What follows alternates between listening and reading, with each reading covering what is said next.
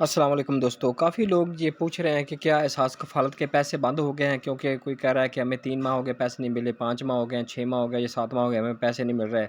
تو کیا یہ حکومت چینج ہونے کی وجہ سے پیسے بند ہو گئے ہیں، دوبارہ ملیں گے کہ نہیں؟ ہم اس پر تفصیل سے بات کرتے ہیں۔ اس سے پہلے آپ سے گزارش ہے کہ اگر آپ میرے چینل پر پہلی دفعہ آئے تو میرے چینل کو لازمی سبسکرائب، لائک اور ساتھ والی بیل آئیکن والے پر پریس کر دیں تاکہ آنے والی ویڈیو کا نوٹیفیکیشن آپ کو بر وقت ملتا رہے۔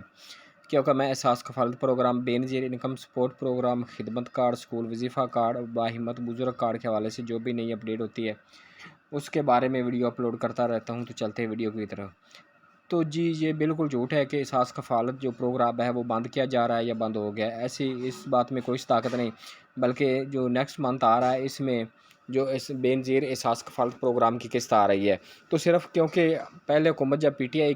کی حکومت تھی عمران خان کی، تو اس کا نام احساس کفالت پروگرام تھا، تو کیونکہ اب دوبارہ